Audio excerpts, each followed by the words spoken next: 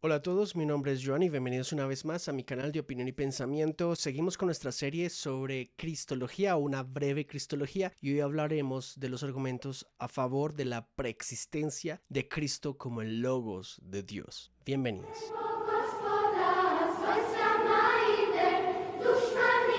Hablar de la preexistencia de Cristo es necesario, porque si aquel a quien llamamos Hijo de Dios es cosustancial con el Padre y comparten dicha sustancia, entonces no puede ser creado y por lo tanto debe ser previo a toda forma de creación. Por lo cual vamos a establecer argumentos y puntos de partida importantes para determinar que la persona de Cristo expresó radical y literalmente que Él preexistía y que su preexistencia está completamente ligada al acto creador de quien crea todas las cosas, que necesaria y lógicamente precede a todo lo creado. Si aquel que aparentemente era un hombre entre los hombres, Dios hecho hombre, se ha de establecer su preexistencia. No se puede dejar de considerar la preexistencia de Cristo, puesto que de él se dice que era en el principio, que era con Dios y que era Dios. Y también se afirma que fue hecho carne y que habitó entre nosotros. Necesariamente tiene que ser preexistente, puesto que Dios no solo antecede a todo, sino que todas las cosas han surgido de su divino poder y de su soberana voluntad. Samuel Pérez Millos, nuestro buen Samuel Pérez Millos, nos diría lo siguiente: no puede sorprender que en su ministerio terrenal Jesús afirme que antes que Abraham fuese, yo soy. Si antecede a todo cuanto existe, dicha perfección corresponde exclusiva y excluyentemente a Dios. Este verbo preexistente, este logos, no solo está en la proximidad de Dios, sino en la cosustancialidad de Dios por su condición divina. De otro modo, el verbo es la subsistencia de una persona divina en el ser divino. Por esa misma razón, en la oración de Jesús habla de la gloria que tuvo con él antes de que el mundo existiese. Lo que quiere decir que uno no puede existir sin el otro. Por esa causa, el verbo está en relación con Dios, es decir, junto a él, como está la mente en una palabra. La totalidad del Padre está en el verbo y la de este en el Padre. La preexistencia del Hijo exige entender que es eternamente engendrado del Padre y por consiguiente comparten ambos la misma vida. Por la encarnación no llega a ser hijo, sino que lo es eternamente. Es por esto que es tan Dios como el Padre, el Espíritu. Por eso el mismo Jesús pudo decir en su enseñanza en Juan 10:30, yo y el Padre somos uno. La Biblia presenta al Hijo como creador, y si son uno con el Padre, el Hijo comparte facultades preexistentes con el Padre, como por ejemplo el hecho de ser Dios creador. La Biblia presenta al Hijo, de hecho, como creador. Así, en la Cristología de Juan, presentando la eternidad del Verbo, lo une al acto creacional cuando él escribe en Juan 1:3, todas las cosas por él fueron hechas, y sin él nada de lo que ha sido hecho fue hecho. Pérez Millos diría que Cristo es presentado en el Nuevo Testamento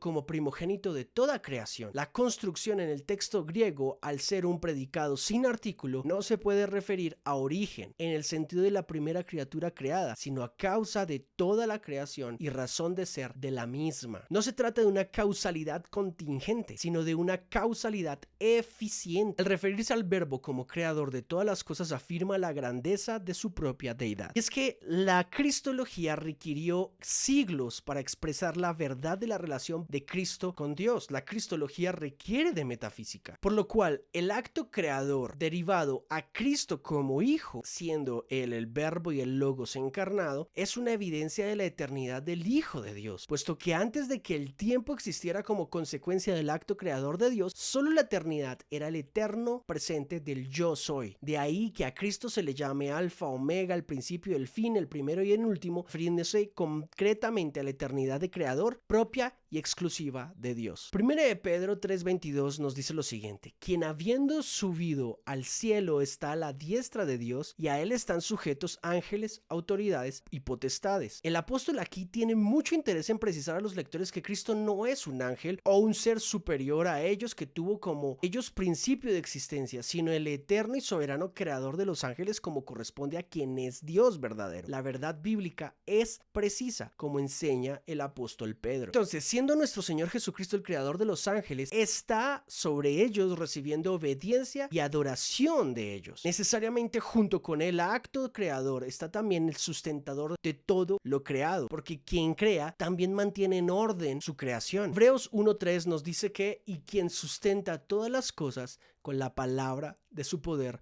refiriéndose a Jesús. Misma carta que en su capítulo número 1 hace una defensa en contra de quienes creen que Jesús es una forma de ángel. Óigase bien. Por eso debes leer la carta completa de Hebreos. Por favor, lee el capítulo número 1. Jesús no es un ángel. Por lo tanto, ambas cosas, creación y sustentación, son consecuencias de la palabra del Hijo de Dios. En el libro de Hebreos, el apóstol está también aplicando a Cristo una causalidad instrumental en la creación en cuanto es mediador. No es un mero instrumento en manos de Dios, porque Él también es Dios. Se trata de la causalidad eficiente. Por lo tanto, se intuye también una referencia al verbo preencarnado. Romanos 11:36 nos dice que porque de Él y por Él y para Él son todas las cosas. Además, Pablo en Colosenses 1:17 nos dice que y Él es antes de todas las cosas. No podía entonces ser menos, puesto que todo fue hecho por Él. Solo podía ser preexistente a toda la creación si Él iba a ser parte del proceso creativo. La Biblia enseña que antes de que el universo viniera a la existencia, Cristo ya existía. Todo el libro de Juan lo testifica así. Cuando Dios sale entonces de sí mismo y comienza su manifestación ad extra, se exterioriza como creador de todo cuanto existe. Teodoreto de Ciro nos dice lo siguiente: si es unigénito, ¿cómo es primogénito? Si es primogénito, ¿cómo es unigénito? Pero sin embargo, en los santos evangelios ha sido llamado unigénito.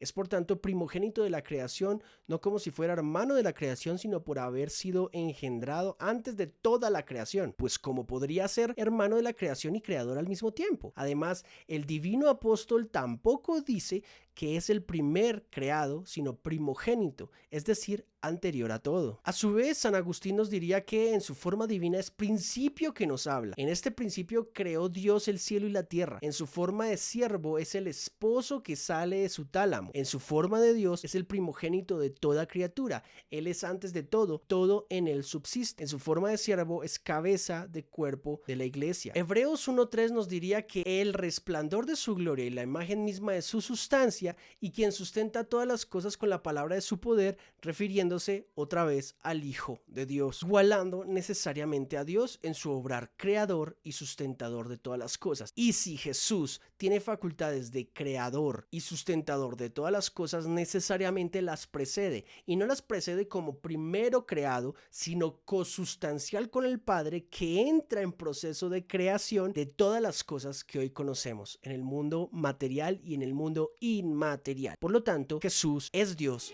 preexistente.